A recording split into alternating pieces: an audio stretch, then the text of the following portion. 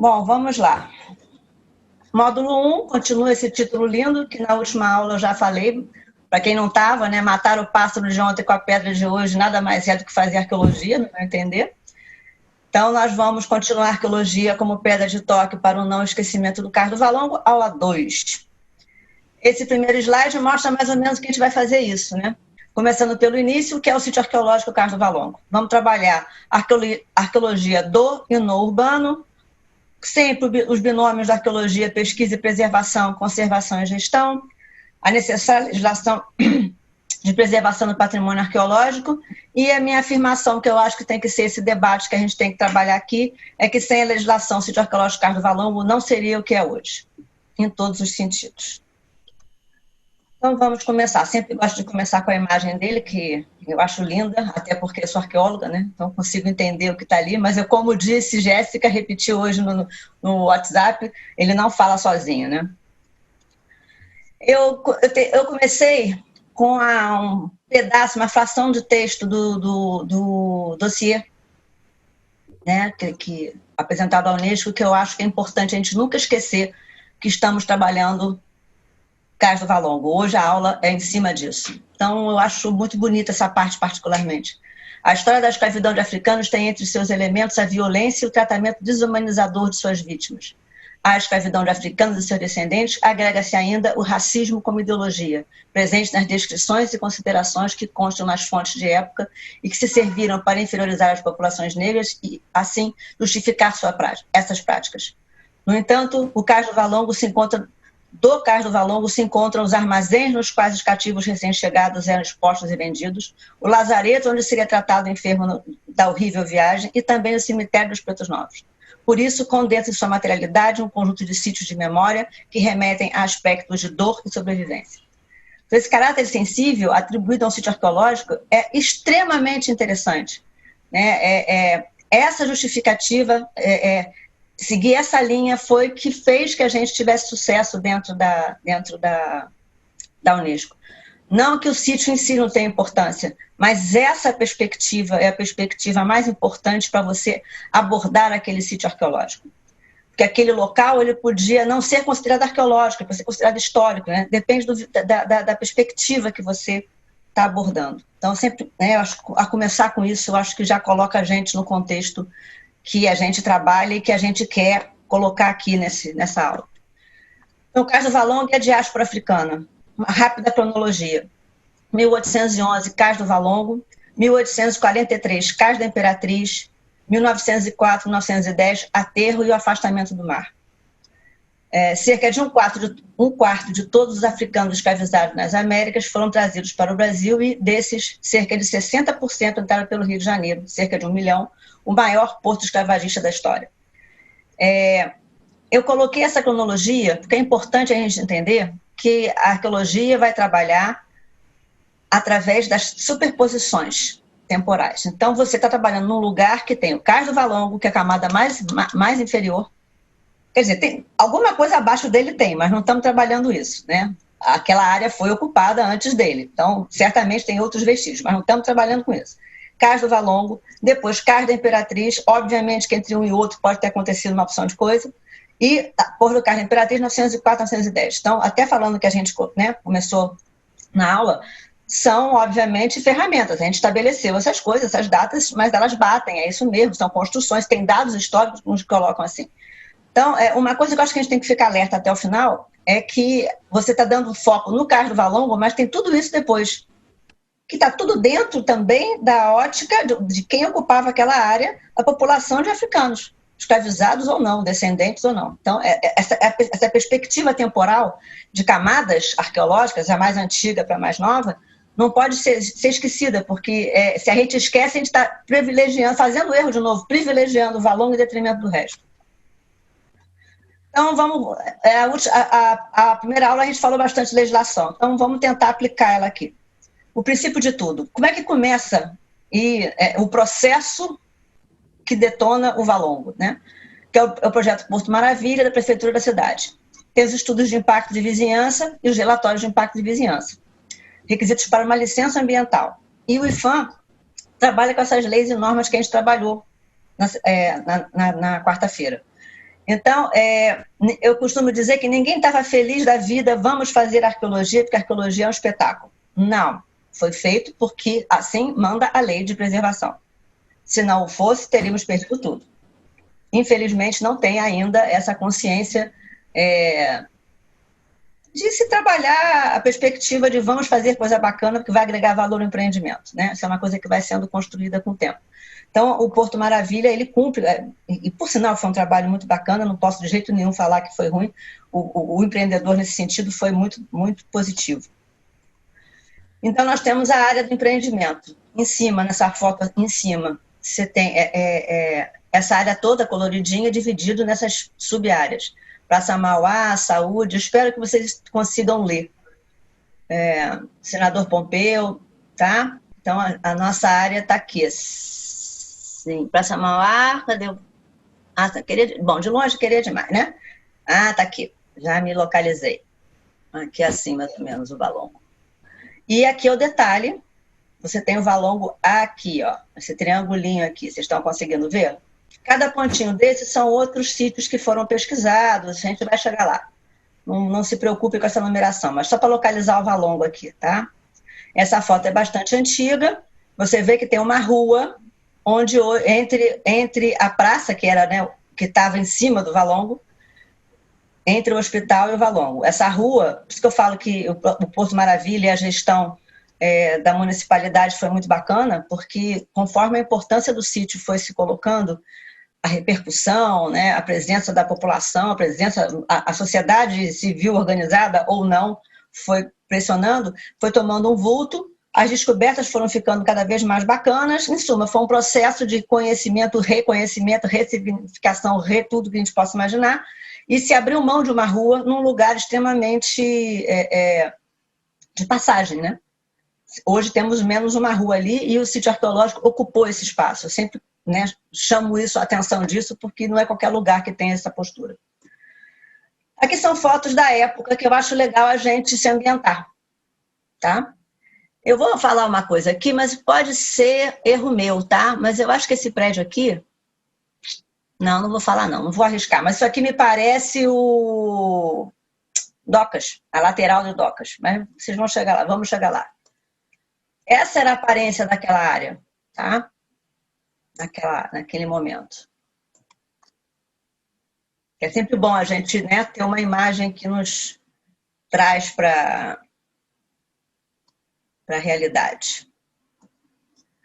Bom, e aí voltando à questão da legislação. Então, a lei de arqueologia, que a gente trabalhou ontem, protege monumentos arqueológicos e pré-históricos. Com essa lei, né, a Lei 392461, é interessante vocês terem, o apelido Lei da Arqueologia, ela manda que você não pode destruir sítios arqueológicos. Então, numa área de potencial arqueológico, você tem que cumprir essa lei, sendo muito rápida nessa avaliação. Então, como é que a gente falou na última aula, como é que funciona isso? Você tem que ter um primeiro momento que é uma avaliação de potencial arqueológico, tá? Que é um trabalho que é o pré-campo, lembra que a gente falou das etapas? Que tem que ser exaustivo, e em empreendimentos desse tipo, pega aquela área inteira, superpõe mapa, superpõe cronista, faz todo um levantamento histórico exaustivo, e você aponta no mapa de hoje onde estão as coisas interessantes ou não interessantes, mas você tenta fazer uma gradação de importância para que o IPHAN se manifeste e diga, você aqui vai escavar para procurar ou aqui você vai monitorar. Porque esta área a gente tem informação de tudo, várias pranchas. Então, é justamente a pergunta que a Flávia, se eu não estou falando errado, fez. Não anula, obviamente, a presença da arqueologia, muito pelo contrário.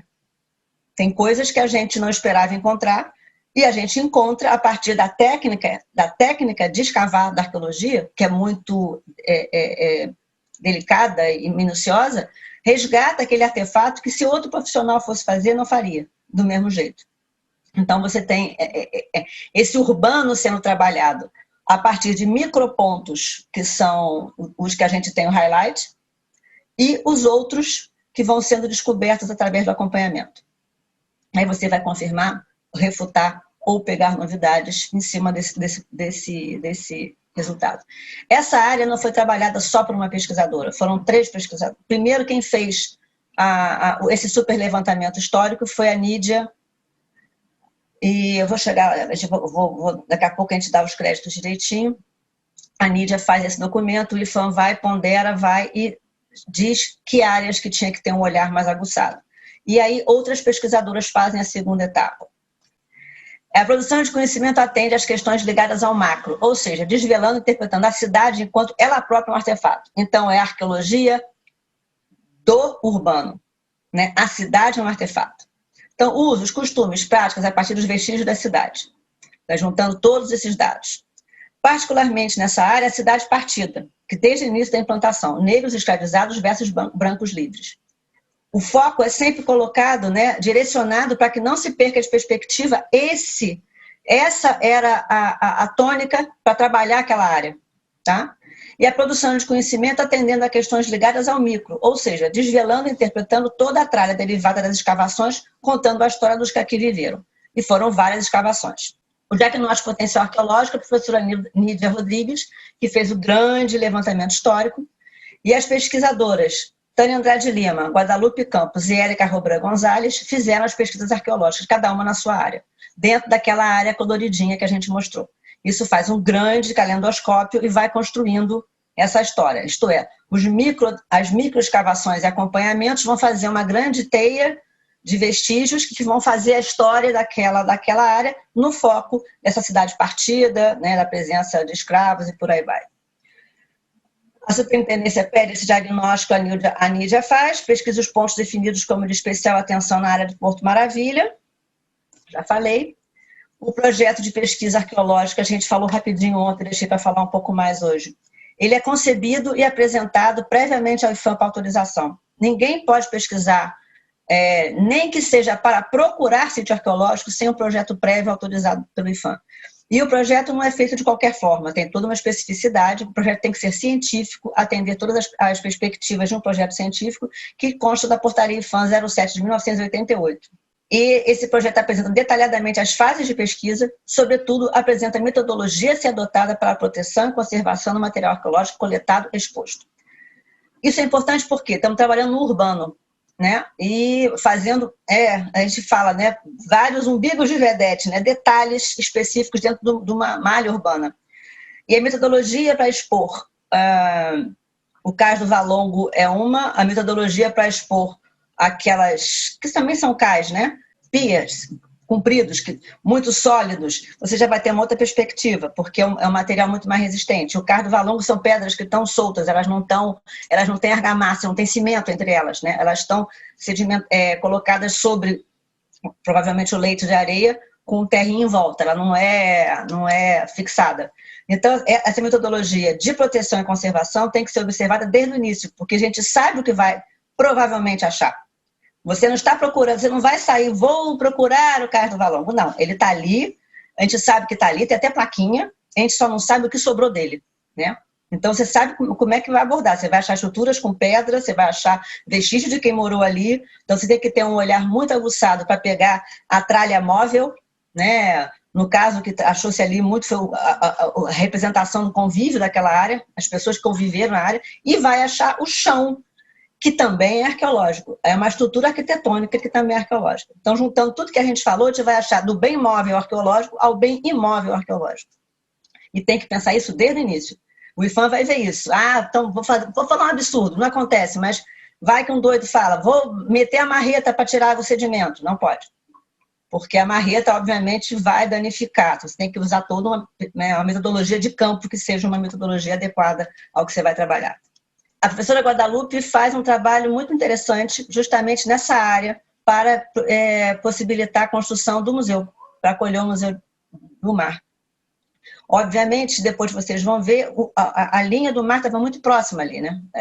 Isso aqui, acho que não sei se esse prédio já estava na linha, já estava na terra, mas com certeza aqui você passava a linha da praia. E Guadalupe, como principal descoberta, foi um estaleiro do final do século XVIII que, teoricamente, até onde eu sei, não constava nos registros. E é muito interessante porque ali é um lugar de aportar barcos. Então, obviamente, tinha que ter um estaleiro. E acha estruturas muito interessantes. Acha madeira, que é uma coisa difícil numa área muito úmida. E você vê que aqui, a construção aqui é o prédio, gente. Olha, você tem as fundações, meu Deus, do prédio. Os pisos maravilhosos desses píeres grandes e por aí vai. Então, uma coisa, dentre muitas outras coisas. Eu escolhi algumas fotos, inclusive, que sejam claras para vocês entenderem os vestígios. Quer dizer, espero que estejam claros, né, para vocês. A professora Érica Robran trabalha na Praça Mauá, numa área muito próxima, obviamente, muito próxima da Guadalupe. Isso era normal. Essa área foi toda compartimentada, inclusive pelo time do empreendimento, né? Você tem que entender que nesse momento você está trabalhando com o cronograma de obra, cronograma de pesquisa, e a pesquisa tem que também se adequar ao cronograma de obra, né? A função dela não é só preservar sítio, mas também produzir conhecimento para você dizer assim, para o gestor dizer, olha, empurra para cá um pouco o que você quer fazer, porque vai detonar uma estrutura que não merece ser detonada. E isso é uma coisa muito rápida e viva. O IPHAN faz vistorias diárias e vai, diárias ou semanais, não importa, e vai liberando a retirada de algumas estruturas. Ou não. Ou você pega e desmonta só um pedaço da estrutura para passar um cano, ou você pede para levantar o cano, né? Aí o empreendedor vai lá e muda. Tem momentos ali perto da Igrejinha da Saúde que a pista ficou elevada porque tinha um vestígio muito interessante, então o asfalto tem uma protuberância. Então são detalhes que a gente não vê, mas que está lá embaixo, guardadinho, dentro dos moldes de como se faz essa conservação para manter no lugar. Aqui achando canhão, salvo engano. Aqui é uma super âncora, eu não consegui achar a foto da âncora, uma âncora muito grande. E isso foi, não sei se vocês sabem, no meio da Praça Mauá, quase no meio, tem um enorme, do respirador gigantesco, sei lá, não sei nem quantos metros tem, muito grande, muito profundo. A Érica trabalhou justamente ali. Né? A Guadalupe logo depois, do outro lado da rua, trabalhando no mar. Isso aqui eu espero que vocês consigam ver. Isso é justamente o trabalho da Érica naquela área que foi esse grande buracão na Praça Mauá. Desculpa, eu não sei o termo adequado, só consigo me referir a ele desse jeito. Vocês estão vendo que cada pedrinha dessa está marcada com número? E aqui é o desenho, tá? Então você retira tudo e refaz onde você quiser. É nesse nível de detalhe que se chega. Porque são estruturas que são muito interessantes, muito importantes, desde a arqueologia até para contar para o arquiteto técnicas construtivas. Provavelmente você não tem livros que expliquem como era esse nível de detalhe, como é que era o revestimento daquela área, drenagem, em suma. Né? Então, esse requinte de informação é muito... Isso, obviamente, é uma coisa que a gente bebe da arquitetura. Óbvio, a gente não vai botar o ovo em pé, isso é o tipo de registro que a arquitetura nos passa e todo mundo, né, trabalha numa grande equipe. A busca pelo Cardo Valongo. Agora a gente entra agora vamos focar mais. Poderia ficar falando mais horas dos vestígios que foram apresentados nessas outras áreas. Sim, o Lazareto, a gente procurou o Lazareto. Quem fez a busca pelo Lazareto foi o arquiteto Giovanni Scaramella. Ele, teoricamente, está embaixo do Bacen, aquela construção enorme do Banco Central, mas não há vestígios dele. Então, infelizmente, é o que a gente não achou. Pode estar um pouco para cá, pode estar um pouco para lá, mas no lugar que a gente acha que estaria, que a bibliografia, que a iconografia mostra, não achou. Então, ali eu acho que a cidade realmente engoliu o Lazareto. E o Pretos Novos está lá, muitíssimo pouco escavado, muitíssimo pouco perturbado, né? Que é uma outra perspectiva, né? É manter ele o mais íntegro possível, até porque tem um significado, né? São indivíduos que estão ali. Então, vamos lá. A busca pelo Cardo Valongo. A superintendência do IPHAN, eu não sei se eu falei, o IPHAN ele tem superintendências nos estados, que são braços da presidência do núcleo central.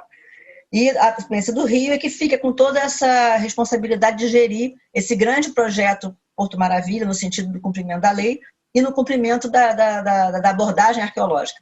O IPHAN também trabalha na questão de bens tombados pela lei federal, né, o Decreto-Lei 25, que a gente falou, Então, é uma equipe grande que fica trabalhando com isso. Além de trabalhar com o patrimônio arqueológico, também tem a questão dos bens tombados nessa área toda, que tem que ser observada. Não pode fazer buraco muito profundo, que pode abalar, não pode bater estaca, que pode abalar os bens tombados e por aí vai. É uma coisa muito complexa. Então, o objetivo da investigação na área do Cais do Valongo era encontrar os vestígios, avaliar seu estado de conservação e, principalmente, aprofundar, através da arqueologia, o conhecimento sobre a presença e permanência da população africana na região. Esse ponto é que quem foi responsável é a professora Tânia Andrade Lima, do Museu Nacional do FRJ. Esse ponto sempre vai voltar naquela pergunta inicial, por isso que eu achei a pergunta muito boa. O foco era trabalhar o Valongo, que não se sabia nada. Então, ali a arqueologia ela vai produzir. Ela confirma a existência física, confirma que está muito melhor do que se imaginava, e, sobretudo, é uma oportunidade de estudar de fato, porque o material está ali, né? A cultura material está ali.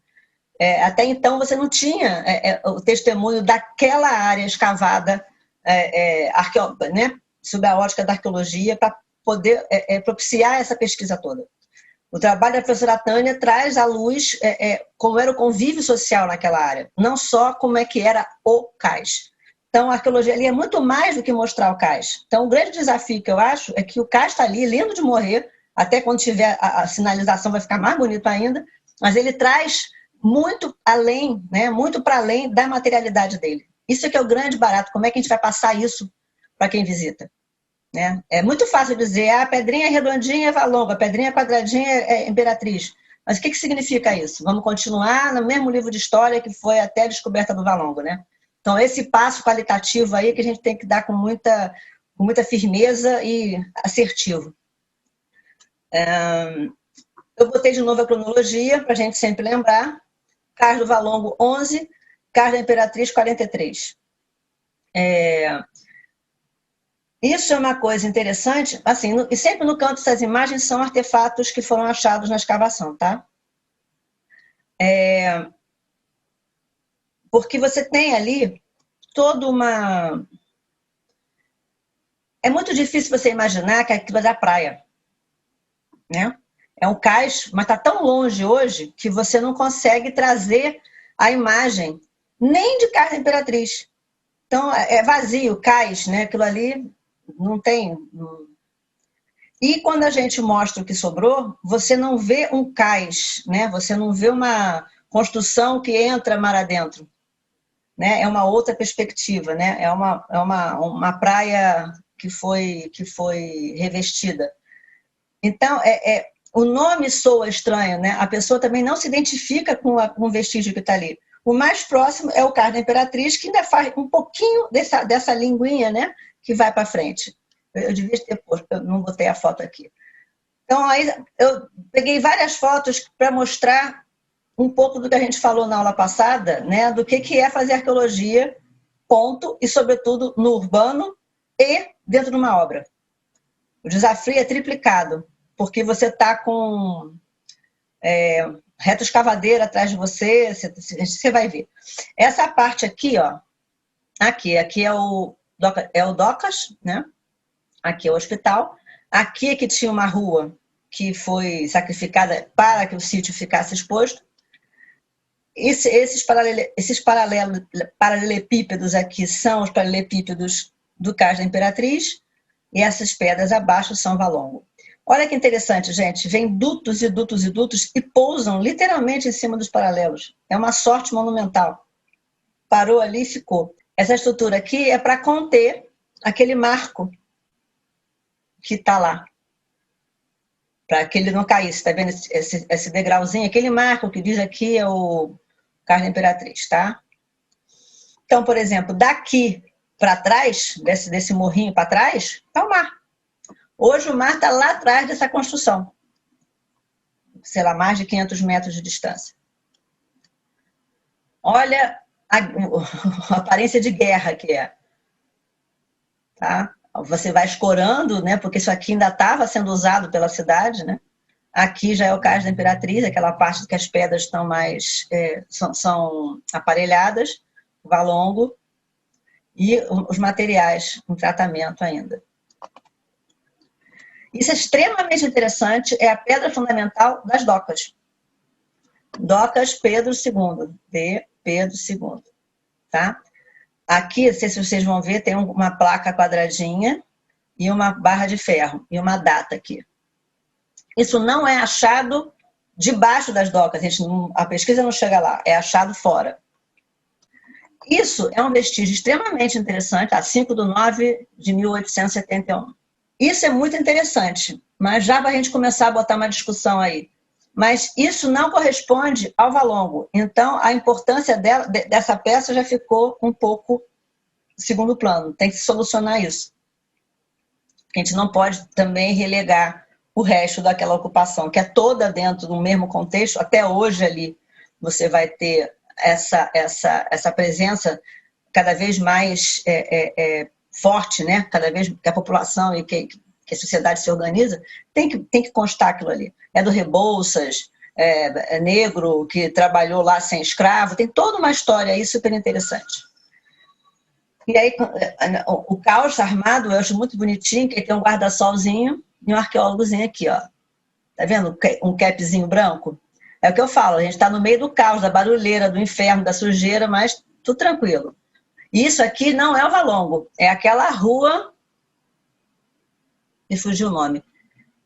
Entendeu? Aqui você já está trabalhando nas bordas dele.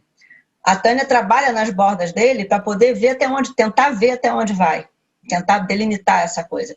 É muito importante que vocês lembrem que essa pesquisa não fui eu que fiz, quem fez foi a professora Tânia Andrade Lima, tem os projetos, os relatórios e publicações para vocês saberem detalhes, né? Eu estou aqui, posso até estar cometendo uma porção de calamidades na minha fala, mas é importante que vocês bebam da fonte direta, né?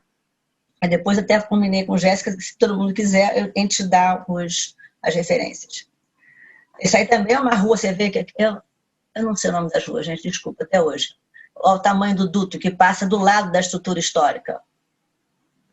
Isso aqui, na hora da gestão, diz, tem que abaixar só um pouquinho ou não, vai para aqui até resolver se vai poder destruir essa e por aí vai. A pesquisa rolando aqui e reto escavadeira em volta. Esses montes de terra são montes que foram peneirados. Muito daquele material extremamente delicado foi tirado daí. Tá? Essa estrutura é uma estrutura arqueológica com 2 buracões. Em algum momento alguém abriu. E todas são ruas dali daquela vizinhança. Tá? Isso aqui, salvo engano, é o prédio das docas. Ele é muito grande, né? Ele é compridão. Pisos, né, maravilhosos e por aí vai. Tudo isso aqui naquele entorno. Então, a cidade foi escavada, aquela área foi escavada à exaustão. É muito interessante. O mapa de presença de pesquisa arqueológica é extremamente interessante. Essa fase é a fase da pesquisa arqueológica nos leitos de rua. Depois teve a fase de pesquisas arqueológicas dentro dos quarteirões. Porque não tinha como trabalhar a cidade como um todo, porque os quarteirões dentro das quadras, né, são propriedades privadas. Então, você trabalha nas ruas, sobretudo porque tem também uma legislação da prefeitura que diz que toda obra da prefeitura tem que ter arqueologia. Então, o Rio tem segue 2 leis, a lei da prefeitura e a lei federal. Então, em etapas posteriores, os miolos de quadra, né, calçada adentro, conforme foram acontecendo os empreendimentos, teve arqueologia. Só que vamos nos manter aqui no leito de rua, que o Valongo entra nessa categoria. Aqui, tá vendo bonitinho? Manteve o piso original e bota paralelo novo em cima. Ali, tá vendo que em cima o cara com a vassourinha. Já preparando para botar. A partir do esboço de consolidação dos dados das 3 pesquisas até aqui desenvolvidas, podemos afirmar que a arqueologia cumpriu seu papel de confirmar, refutar e, sobretudo, de produzir dados sobre a área e a sua população através dos tempos. Mostrou que é possível o desenvolvimento urbano sustentável, respeitando a memória da cidade e dos seus ocupantes. Eu realmente acho que eu concordo plenamente, porque você tem uma arqueologia feita com muita seriedade. Acho que poucas as cidades brasileiras conseguiram ter essa cobertura de pesquisa arqueológica numa área de importância histórica fundamental. talvez precise, que é uma coisa natural, porque acaba a escavação, a terceira etapa de produção de dados é muito grande. Não é só você ficar limpando o material, numerando e contando e fazendo. Não, você tem que juntar aquilo tudo, com tudo que você viu antes, responder a sua pergunta e produzir conhecimento. Né? É hora de sentar e produzir. Como são pesquisas com pesquisadores diferentes, a professora Erika Robran, por exemplo, é de São Paulo. Obviamente que com a internet hoje isso não é mais problema, mas certamente é uma coisa que você tem que...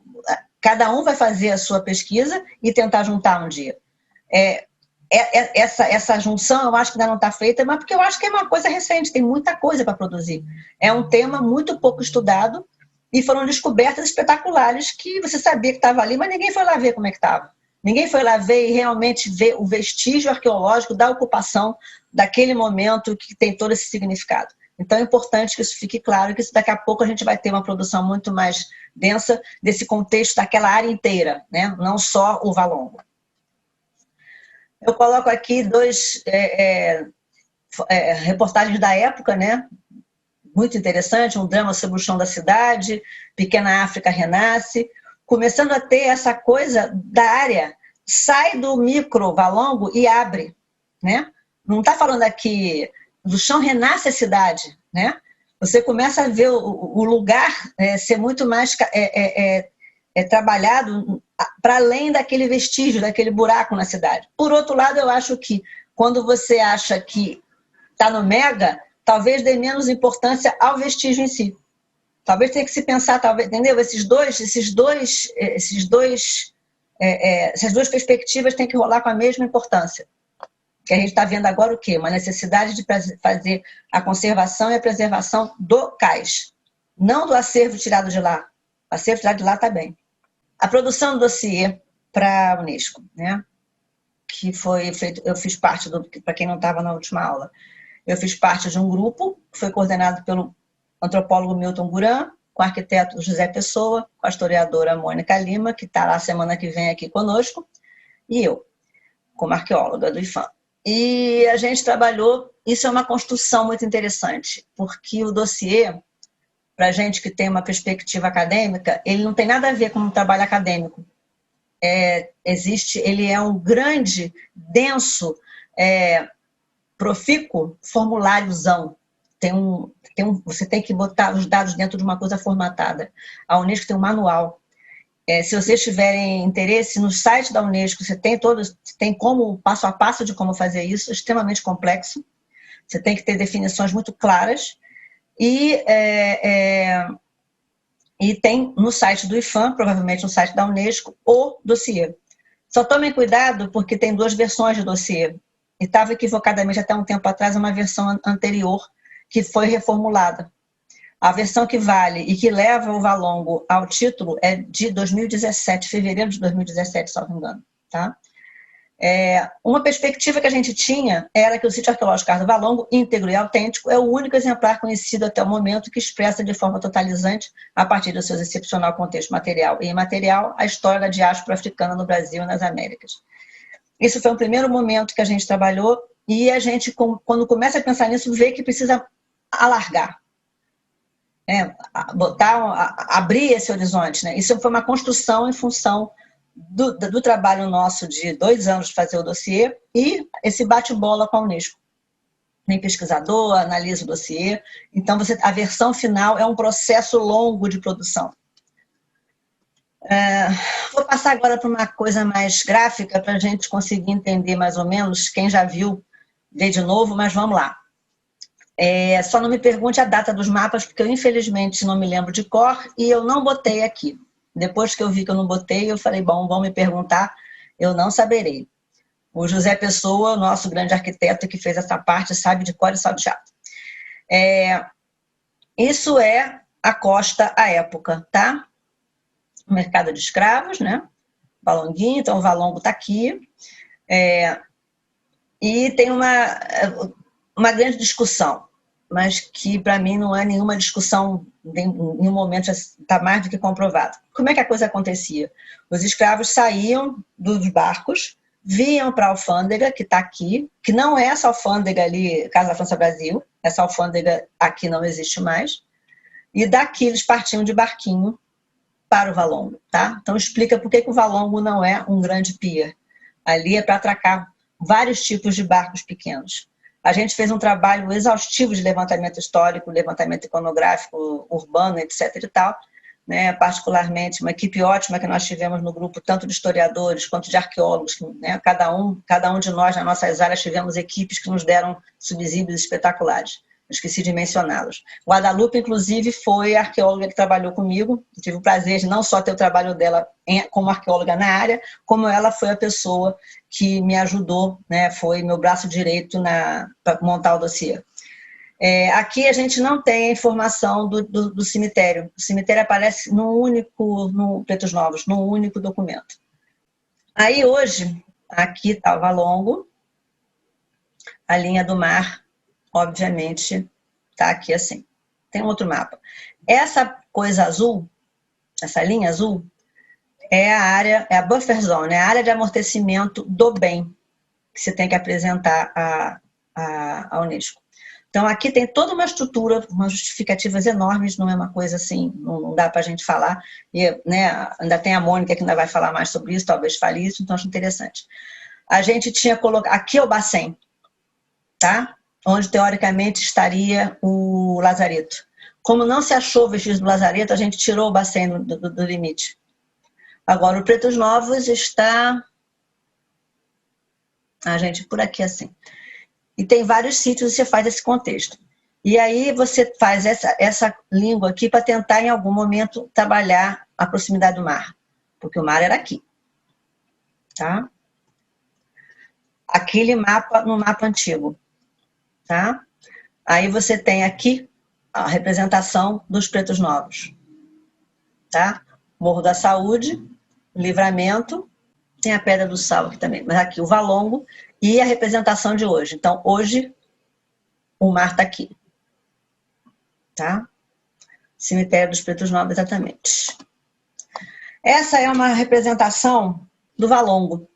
Se você tiver muito boa vontade, você pode achar que isso aqui é o Valongo. Tá? Não tem. Isso era uma área que você não queria realmente representar. E se tivesse, provavelmente não dava muita bola. Era uma área muito, muito secundária à cidade. Era uma área que as pessoas não queriam lembrar que existisse, desde aquela época. Né? Então, essa é uma representação que não nos diz muita coisa, mas o fato de não dizer nos diz muita coisa. Né? É uma representação que não mostra mostrando. Aqui são as casas de comércio. A gente atribui particularmente, não eu, arqueóloga, mas o pessoal da arquitetura, que esta casa é uma casa contemporânea a Valongo, a casa de comércio, ela fica aqui, e sempre a gente coloca uma foto de como seria, né, dentro. O comércio de escravos. E o Valongo aqui. Uma coisa que me incomoda muito é que onde era água, tem grama. Então já dificulta enormemente a leitura do que acontece aqui. E depende de você... Bom, não vou me adiantar, vamos lá, eu já fico ficando... Aí a gente tem aqui, essa foto eu coloco muito mais para a gente lembrar do Docas. Tá? Aqui você já está com aquela coisa que eu mostrei na outra foto construído. Aqui aquele marco. A parte superior aqui, Casa da Imperatriz. A parte de baixo, Valongo. Aqui você vê, por exemplo, isso aqui foi interferência da cidade. Algum duto passou aqui e por aí vai. E aqui estão construindo aquelas escadas, né, aquele anfiteatro super interessante, para você chegar quase no nível da água e ver o Valongo de dentro d'água para o continente. E aqui temos as docas. Então, esta é a imagem antiga, tá? Aqui é a fachada dele. Aqui é aquele hotel que está lá até hoje. Aqui ele. Tá? Você vê que tem as bicas, tem uma pessoa aqui pegando água. Essa foto é a foto mais badalada, mas cada vez que você olha, você vê mais um detalhe, né? É muito interessante isso. E aqui nós temos o cais, com barcos atracados. Já seria o cais da Imperatriz, aquele que a gente vê lá hoje. Tá? E aí a gente contando onde está esse marco com a janela do hotel, a gente vê que o que está lá hoje não é aquele. E aí se pesquisa, a professora Tânia Andrade Lima localiza. Assim, olha a imagem. Por isso que eu tentei me arriscar naquela foto lá no início da aula. Isso aqui é a lateral, aqui, né? A lateral aqui desse prédio, a lateral virada para o mar. Olha como ele é grande, ele ficava todo virado para o mar. Hoje a gente perde, só vê aquele prédio gigantesco cheio de janela quando vai às festas de formatura de direito lá, né? E então aqui você vê, já tem toda uma obra tirando os paralelepípedos. Você vê, se você olhar, não sei se vocês conseguem ver aí, você vê que ele é de paralelo. Então tem muito a ser ainda trabalhado, entendeu? Esses níveis após Valongo, ainda tem muito para ser trabalhado. Essa área aqui, uma das fotos que a gente mostrou, exatamente essa área, vocês vão entender depois quando eu mostrar o esqueminha, que foi trabalhado e foi coberto para poder manter uma das ruas. Essa é a base que foi achada pela arqueologia desta primeira... gente, toda hora me faz o nome, desse marco, tá? Hoje ele está mais para cá. Ele não está no lugar. Mas não vamos voltar, né? Tudo isso tem uma lógica. Então, continuou lá e o marco está aqui. A opção foi não deixá-lo exposto, porque a ideia era fazer com que isso ficasse o Valongo com maior destaque. É uma coisa bastante discutível, eu acho que tem que ter muito debate, mas ele está lá, ele foi enterrado, reenterrado com todas as técnicas possíveis e imagináveis. É só você tirar aquelas placas do calçamento atual e fazer uma musealização que ele está lá bonitão. E é muito interessante porque você bate com os dados aqui, né, que a gente fala, aqui é a arqueologia confirmando e mostrando que mudou de lugar, né? Parece besteira, mas não é. Mudou de lugar por quê? Vamos pesquisar isso. Por quê? Porque a rua é atrapalhar a rua? Por quê? Né? Aí você entra no dilema conservação, investigação e liberação. Né? Essa foto eu acho belíssima. Mostra como ele não fala sozinho, porque você tem um gramado em volta da coluna, um gramado onde era o mar, e um gramado no final, e mais um jardinzinho. O que é isso? Né? Falta explicar. Tudo tem lógica, mas falta a gente trabalhar.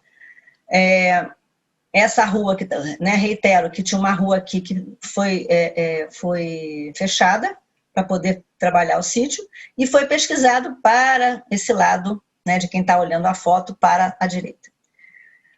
O que vai ficar exposto? Né? Como ficará exposto? Isso é um primeiro momento. Isso é no momento pós-campo, o campo acabou. E às vezes você vai descobrindo vestígios arquitetônicos, você já vai refazer a sua perspectiva de abertura de escavação. Porque você não tem noção de como você ia achar. Então você está achando o Valongo super bonitinho, está achando a Imperatriz também. Como é que você vai fazer? O que você sacrifica? Porque a ideia é você escavar até chegar na camada estéril, arqueologicamente. Por isso que você marca aquelas pedrinhas todas, como a professora Erika Robran fez naquele slide. Você vai tirar aquilo, descer até a camada estéril e você recompõe para ficar exposto. Não é crime nenhum, é assim que se faz. Então, o que vai ficar exposto? Aí você tem que ter um registro arqueológico acuradíssimo, como feito naquela foto, o registro arquitetônico, né, em cima de todas as técnicas da arquitetura, e 3D. 3D é uma coisa que a própria Unesco gosta muito, e o 3D é o retrato do bem naquele momento. Seja uma igreja, seja um artefato pequeno, seja o que for. Então, a gente tem o registro do estado de conservação do Valongo no momento X. E a partir daquilo você sabe a degradação que está acontecendo. Então é um controle, inclusive a Unesco indica que se faça para você ter controle para aquele binômio conservação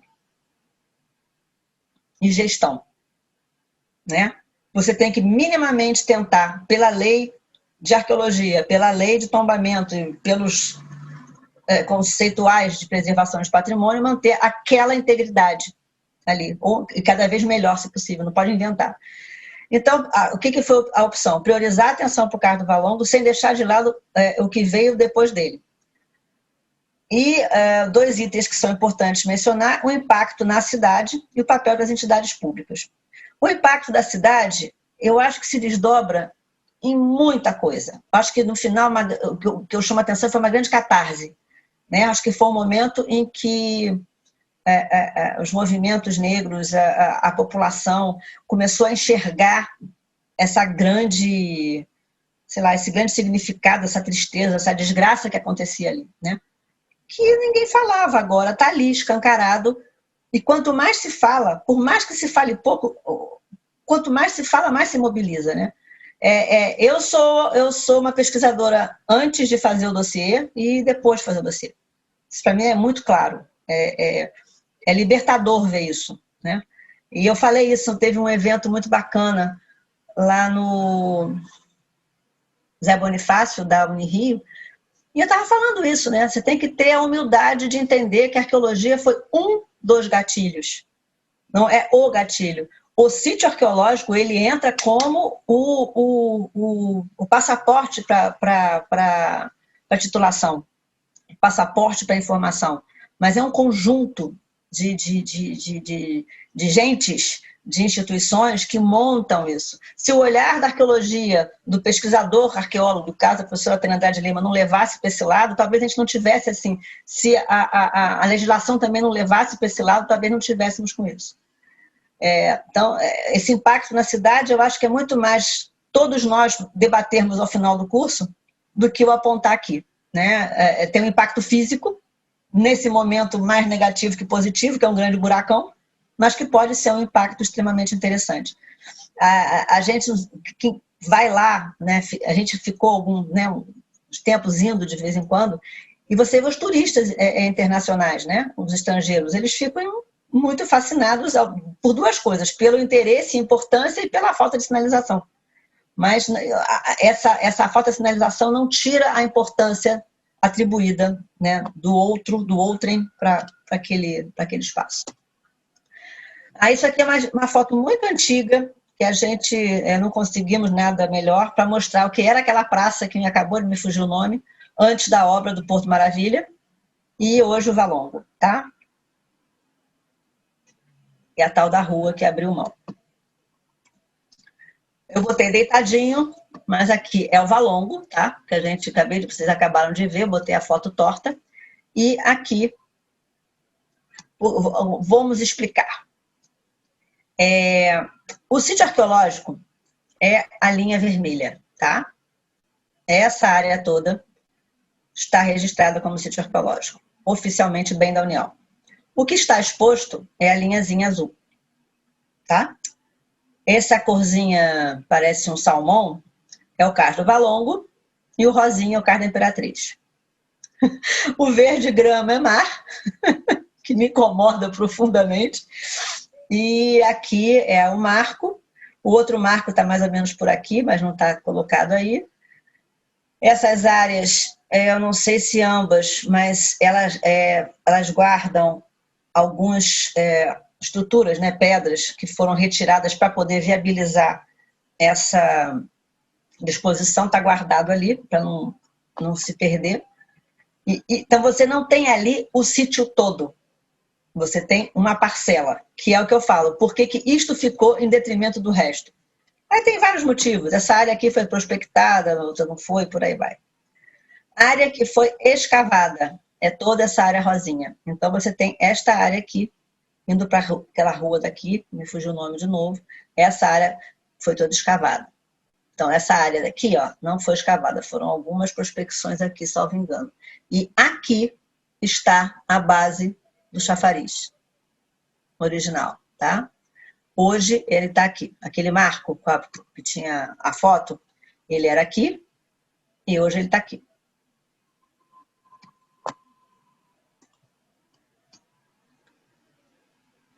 Aqui é toda a área escavada e o que ficou exposto.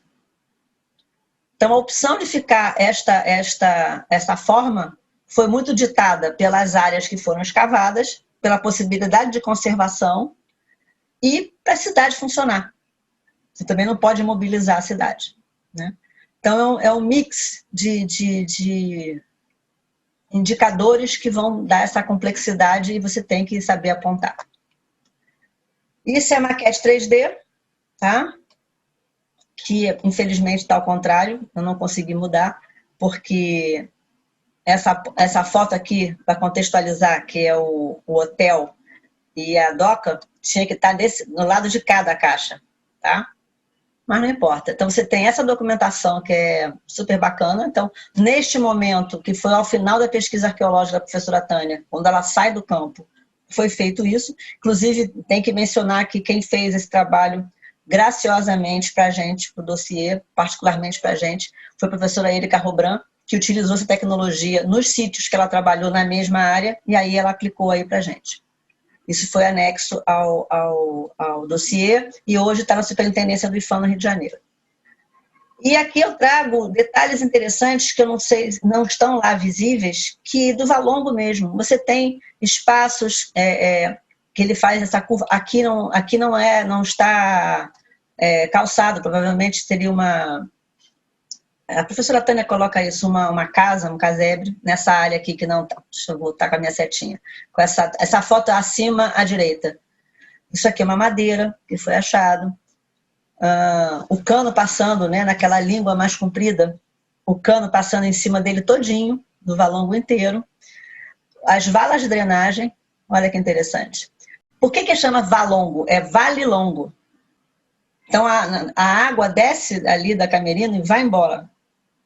E escoa para o mar pelo Cais do Valongo. Então você tem um programa de drenagem ali espetacular, porque essas pedras elas não estão consolidadas, elas são depositadas então se você não tem esse processo de drenagem, elas teriam sido todas roladas com a intensidade da água. E agora eu trago as belíssimas peças extremamente pequenininhas que foram coletadas com a maior expertise pela professora Tânia, que tem 1000 significados, e isso quem vai falar é Mônica. Acredito que no contexto dela. Essa coisa aqui são piaçavas, tá? Os cachimbos, aí tem a representação dos escravos fumando cachimbo, e cada um tem todo um significado de fortalecimento da sua identidade. Um brinquinho, que é o grande símbolo da coisa.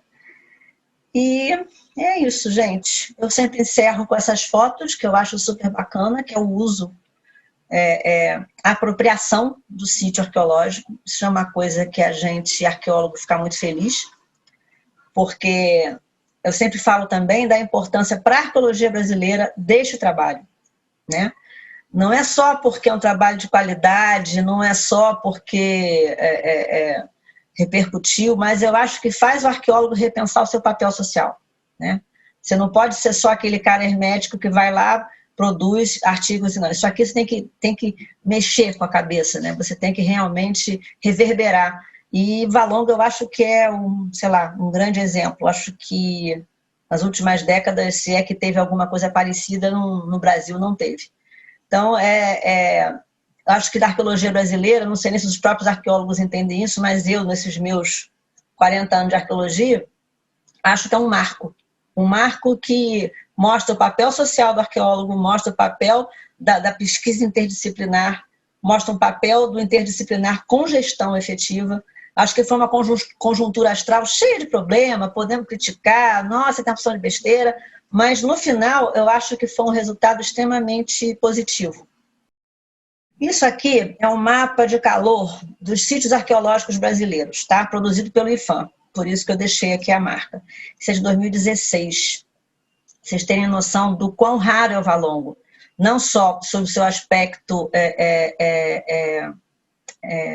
imaterial, para resumir, como o aspecto material. Tá? Pode ser muito normal lá fora, esses piers com a praia coberta, você tem ali, tem aqui, mas aqui era uma outra situação.